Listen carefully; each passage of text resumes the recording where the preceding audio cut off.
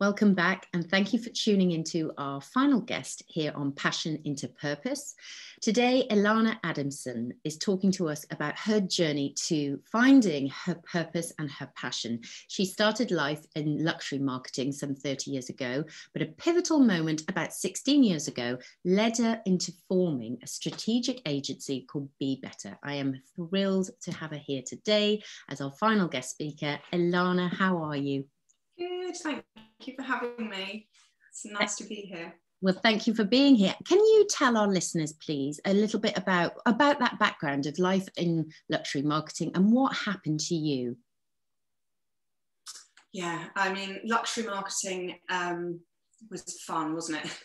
90s and millennia, it was a lot of fun. And I worked with some really lovely heritage brands, Orient Express, Cartier Polo, Dunhill, Burberry, Louis Vuitton, and I was really privileged at that time. It was when these brands were expanding out across the globe, where they had been European brands before, and some of them lost their way a little bit and had to retrace their steps and re-collaborate on who they were.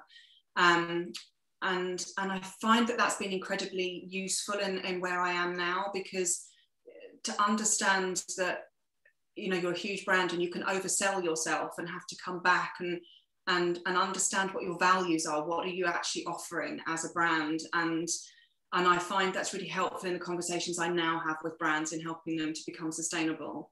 So, and you asked me what changed, and yes. I think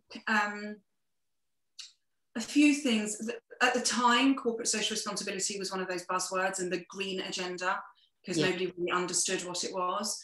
And so I had this sort of, because I was non-competitive with a lot of brands, they would call me into their sort of strategic pre-AGM sort of meetings and ask my opinion on, what would be happening in the future of X and Y. And a couple of big banks asked me, green agenda and CSR, what do we do about this? And so I took it on as a bit of a research project for them. And then the more I dug into it, the more I realised that nobody really knew. And the only way to find out was to go back to academia. And so I went, and this coincided with my daughter, actually. I think I was pregnant at the time.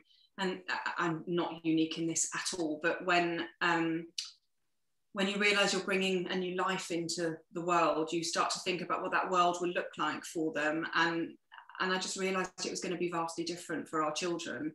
So I committed to sustainability rather than the green agenda. When I looked into it, sustainability it's about socio-economic growth as well as protecting the environment. So for me, coming from business, I wanted that business element to it. And I'm really pleased I did that, actually. So that's what I did. I went back and undertook a BSc in sustainable development, which was fun, coming from a Catholic school to doing a science degree, and that I was very unprepared for. And then I took the IEMA, so I did the professional qualifications with the Institute of Environmental Management and Assessment. So theoretically, I can take any organisation through the process of auditing their company, or ISO 14001 or B Corp, or I report to GRI, which is the higher standard. And it's really interesting at the moment, because COVID has afforded this lens that the conversations I had been wanting to have with businesses for 10 years, all of a sudden they caught up and they're wanting to run now. So over COVID, it was this, it's like that pause, isn't it, in time, where everybody was able to think, okay, well, if it's going to be different, what does it look like? And so, of course, the science has been sitting there for 40 years to tell us that we needed to change our behaviour, but it's sort of given a push to that being unacceptable now for brands to not consider all of their stakeholders. And of course, the larger the organisation, the bigger the platform, the bigger their responsibility. I work from noblesse oblige as my sort of positionality on this, in that, the bigger your privilege, the bigger your responsibility.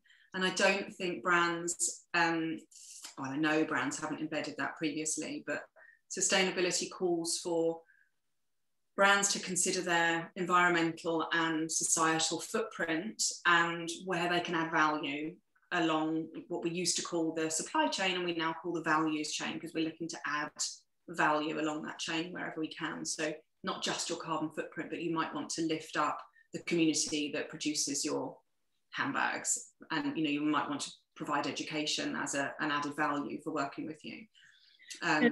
This is fascinating. I'm just like a sponge right now, because in my head I've got this checklist of like, okay, the difference between me, the consumer, between what is my green code and my sustainable code. How I freely admit in lockdown, a number of times I was just like, all right, Amazon, here we go, and feeling sick that I was doing it, but I was doing it, and I continue to do it.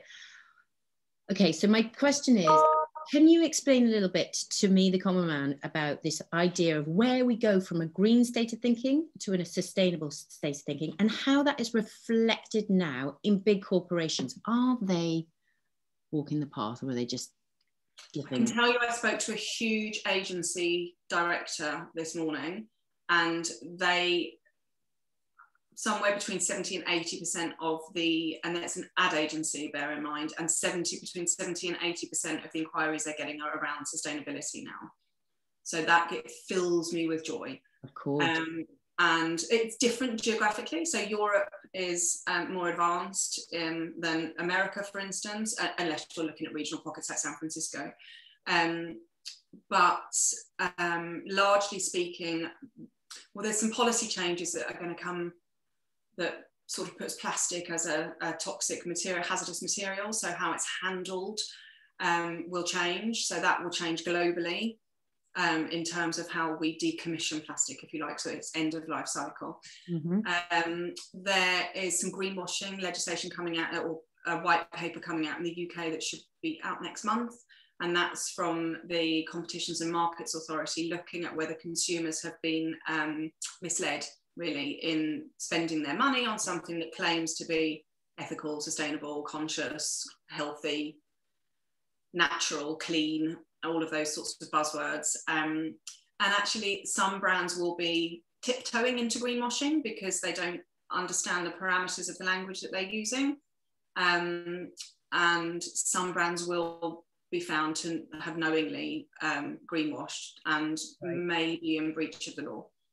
So the advertising, I mean, are people hot on the advertising to say, it's all well and good sticking it out there on a poster, but if you are not living up to that truth, what's the fine? What's the, I mean, are people really, yeah. My apologies, sorry. No. That's the greenwashing. That's where that report will be so useful, because it will start to define that language. It will start to say, just as a very loose one, if you've got an organic cotton t-shirt range, that doesn't make your brand sustainable. That means you made a sustainable choice. If you want to be sustainable, you have to think about how all the jigsaw pieces fit together. We like that to happen from a governance level, so that it's accepting responsibility for the fact that, so one of the biggest changes that's happened over the last decade is that it's not in law anymore that you should just, that an organisation is only responsible to its shareholders for profit, to create profit. So that's changed. So the purpose of a business has changed. And so businesses, so if you imagine, some of the largest economies in the world are organisations, they're bigger than a country, and they have no responsibility other than to, they're not the largest economies, but some of the economies in our businesses. And they have no responsibility to anyone except their shareholders. So where a country has this big economic footprint, it also takes responsibility for services and infrastructure and livelihoods and, doing the right thing, mainly, we hope. But organisations were free to just carry on without being responsible for anything other than profit. And they, as a result, they had huge, well, you hear about the environmental degradation and human trafficking. I'm interviewing a girl who survived human trafficking associated to the textiles industry, and she now helps other women in that position. And this is all brought about because of our consumption behaviour. Yeah, right. Exactly. And we don't. And I know. So, and the other thing that's really important to mention is that, and this I think is such an important piece. I wrote it down before I spoke to you because I'm rubbish with numbers. So 10% of the world's population that are the richest, and by that we mean that an income of $38,000, right? So that puts you in a privileged position globally, right? Are responsible for 52% of the cumulative carbon debt in the world. So if you're in a bracket of $38,000 or above, you're a part of the problem, like a considerable part of the problem. And now I know I'm in that bracket. I know my friends in that bracket, and I know that if they knew that, yeah, like if that was made clear, it would really affect how they behave, because they wouldn't do that if they understood that. So what is the one thing, I know there's a list, but what is the one thing that we can do, the consumer, to make that change today? And I'm sorry, I'm asking you like to just, it's like picking a favorite child. But you know, what I've got one, so I can't choose. But what is something that we can absolutely each individually, which will make the collective, do to make a barrier to that? Right. So there's two things. One, firstly, I would say sit down as a family and talk about the values that you really care about. So sit down, and I do this with organisations. It obviously takes a lot longer with an organisation, but if you're a family, you sit down and you talk about what are our family values, what do we care about. So for one family, it might be no animal cruelty. For another family, it might be absolutely nothing to do with child labour. Or for somebody else, it might be, I just, we love hiking as a family and we want to protect those natural spaces. Whatever you resonate with as a family, or as an organisation, make a commitment to do something in that vein, because it's an extension of who you already are. When you try and adapt these big carbon footprint things, or they're not personal to you, and it needs to be personal in order for you to really want to make that change. Of course, you should change your energy company if you can reduce your environmental footprint, and of course, you should try and reduce your flights from 5 a year to 1 a year, 1 every 2 years.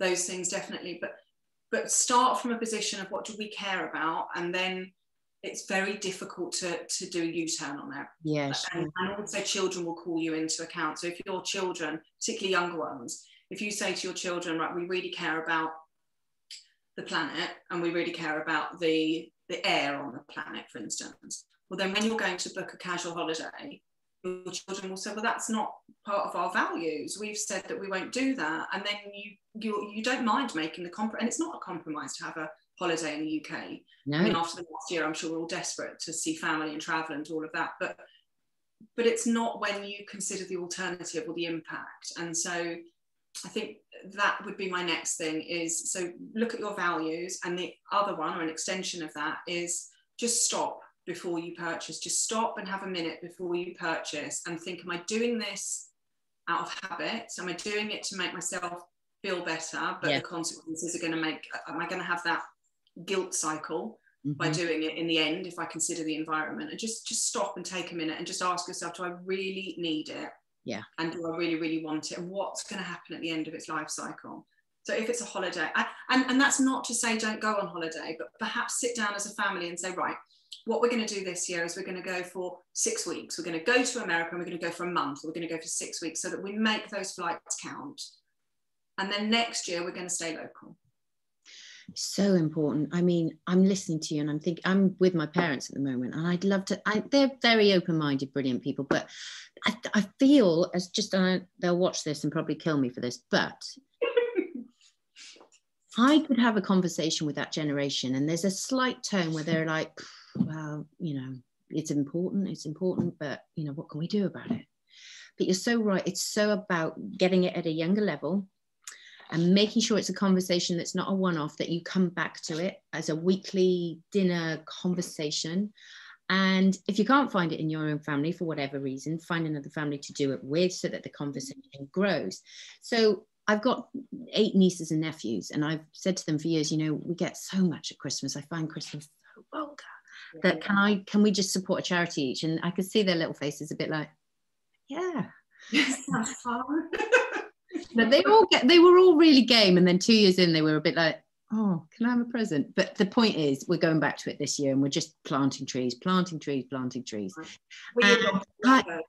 And it's such a beautiful thing to do with your family and to do with the kids. And like you said, we'll be gone, but what are we leaving? And if we're not having those conversations now, then why not? And shame on us. So listen, I could go on. I'm going to just ask you one more question, if I may.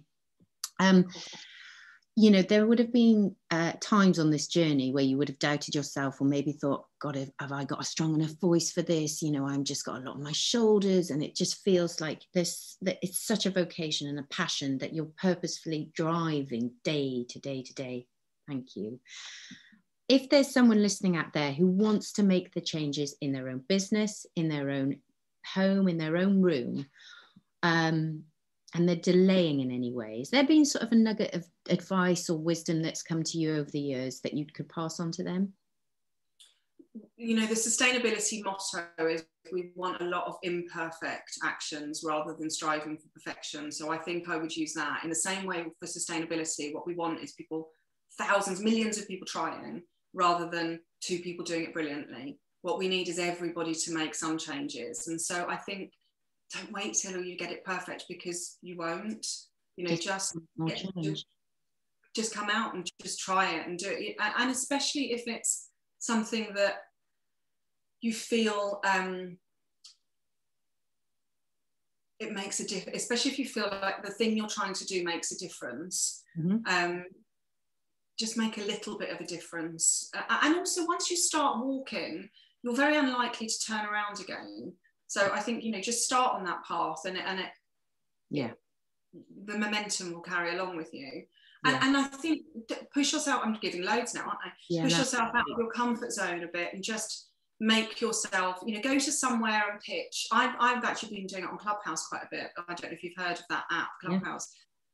And I forced myself into going into rooms that I wouldn't normally and pitching my business, because I wanted to understand the negativities around sustainability. And so I forced myself to go where I wouldn't be wanted, effectively, so that I could get the really negative side of the conversation. And after you've been knocked down a couple of times, you don't care. Well, it's not about you, is it? It's just you're the vessel for this subject. Absolutely. So it stalled a little bit, my love, when you said about the one. So just so that our listeners are really clear, you would say, don't wait for perfection, just make a change, correct? Yeah, I would say we don't want everyone to be perfect. We want millions of imperfect actions towards sustainability rather than 3 perfect actions. So if one family is reducing plastic consumption, another one is not throwing anything away, you know, becoming zero waste, these are both great things. And I think it's the same thing with your personal journey. You'll get better at different things along the way. Yeah, amazing. So it's better to be doing something. Can you just tell our listeners as well about the Be Better boxes before you go? Because I think that is a brilliant initiative. Yeah, so when we were looking at sustainability, I think this is still the case, which is why I love doing podcasts like yours, the education around what sustainability even means, how we can make those decisions, that it comes through the bias of either a brand that's trying to sell you something, a newspaper that has an agenda, or a TV program that's trying to, you know, we don't very often get this unfiltered information, and I think consumers would behave differently if they did get the unfiltered version. Yeah. But equally, I think we've all got this fatigue of climate conversation, because it feels so insurmountable that what difference can I make? And so we wanted to lead with the carrot rather than the stick. I think there's been an awful lot of the stick. So we created boxes that will be curated content within the boxes for specific areas. We're just working with some guest curators at the moment.